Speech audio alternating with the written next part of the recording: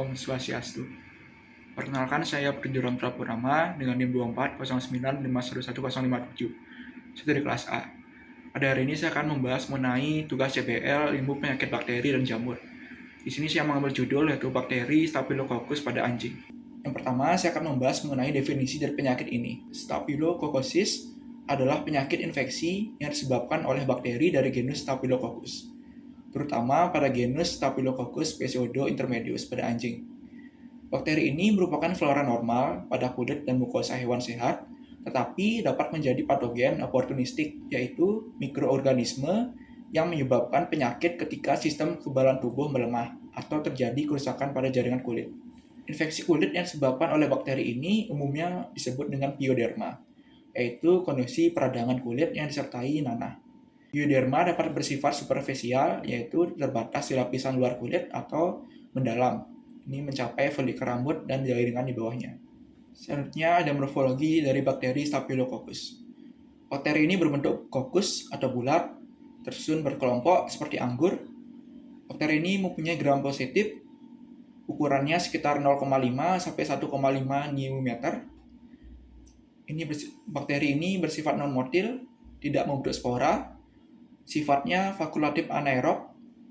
Kalau diuji dengan katalase, hasil positif, dan koagulase juga positif. Pada koloni agar, ini berwarna putih kekuningan, bentuk yang bulat, halus, dan berkilau. Selanjutnya saya akan membahas mengenai studi kasus atau case-based learning-nya. Seekor anjing lokal jantan berusia 3 tahun dibawa ke klinik hewan dengan keluhan kulitnya kemerahan, gatal, muncul kerak, dan kerontokan pada rambut, terutama di daerah leher dan punggung. Pemiliknya melaporkan bahwa anjing tersebut sering menggaruk berlebihan dan lukanya tidak kunjung sembuh. Untuk dokumentasinya bisa lihat di samping. Selanjutnya untuk gejala klinis, tanda klinis yang umum muncul pada anjing tersebut adanya infeksi kulit seperti kulit kemerahan dan gatal hebat. Terdapat papula, pustula, dan kropeng bernanah. Kemudian kerontokan pada rambut di area terinfeksi, kemudian mempunyai bau yang tidak sedap pada kulit, lukanya dapat meluas bila digaruk terus-menerus, kadang disertai demam ringan dan lesu juga infeksi sistemik. Untuk hasil pemeriksaannya dilakukan dengan menggunakan metode impression smear, yaitu dengan menempelkan permukaan kaca objek pada kulit yang mengalami lesi untuk memperoleh sampel sel permukaan jaringan. Preparat kemudian diwarnai dan diamati di bawah mikroskop.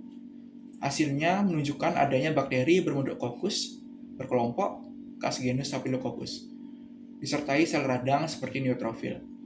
Selain itu, ditemukan pula Paras Demodex sp, yaitu tungau silindris penyebab demodekosis, penyakit kulit yang menimbulkan kerontokan rambut akibat infeksi pada folikel rambut.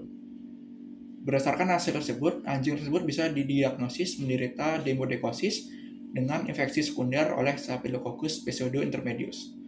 Untuk hasil lab yang bisa lihat di samping. Kemudian untuk diagnosisnya, temuan adanya bakteri kokus gram positif yang berkelompok disertai reaksi radang pada kulit ini mengarah pada dugaan infeksi oleh genus bakteri Staphylococcus. Identifikasi lebih lanjut melalui uji biokimia menunjukkan hasil katalasenya positif dan koagulasenya positif. Ini mengonfirmasi bahwa spesies penyebab penyakit tersebut adalah bakteri Staphylococcus pseudo-intermedius.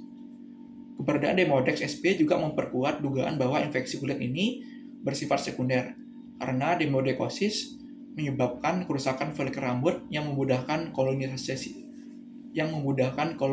bakteri. Berdasarkan kombinasi antara gejala klinis, hasil pemeriksaan mikroskopik, dan uji biokimia, maka didiagnosis akhir yang ditentukan adalah pioderma superficial. Ini bukan akibat infeksi sekunder dari bakteri Staphylococcus pseudo-intermedius pada kasus demodekosis. Untuk pengobatannya bisa diberikan antibiotik sistemik, contohnya seperti amoxicillin, clavulanat, cefalexin, atau clindamycin. Ini harus disesuaikan dengan hasil uji sensitivitas. Yang kedua, bisa diberikan terapi topikal, bisa menggunakan sampo antiseptik yang mengandung chlorhexidine 2-4% atau benzoyl peroxide. Kemudian salep antibiotik untuk luka-lokal. Dan yang ketiga, harus diberikan terapi pendukung, itu seperti memberikan nutrisi yang seimbang, memberikan vitamin E dan asam lemak esensial untuk kulit. Kemudian obati faktor predisposisinya, misalkan mengobati parasitnya, alergi, dan lain sebagainya. Yang keempat, ada pemantauan lanjutan. Ini diperlukan evaluasi setelah 2 minggu untuk melihat respon terapi dan mencegah kekambuhan. Selanjutnya, cara penularan dari bakteri ini, bakteri Staphylococcus pseudointermedius bisa melakukan penularan secara langsung, yaitu kontak langsung dengan hewan terinfeksi melalui luka terbuka atau lesi kulit. Yang kedua, ada penularan tidak langsung, ini melalui alat perawatan, kandang, atau tangan manusia yang terkontaminasi. Kemudian bakteri ini juga dapat berasal dari flora normal kulit yang menjadi patogen ketika ada gangguan imunitas ataupun trauma kulit. Lalu ada cara pencegahannya. Yang pertama, harus menjaga kebersihan kulit dan lingkungan hewan, hindari kelembapan berlebih pada kulit dan bulu, cegah gigitan kutu, tungau, dan parasit kulit lain yang dengan terapi rutin. Selanjutnya, hindari penggunaan antibiotik tanpa uji sensitivitas, lalu periksa kulit secara rutin, terutama jika hewan sering gatal atau ada luka kecil. Yang terakhir, ada jaga imunitas hewan dengan nutrisi dan perawatan yang baik.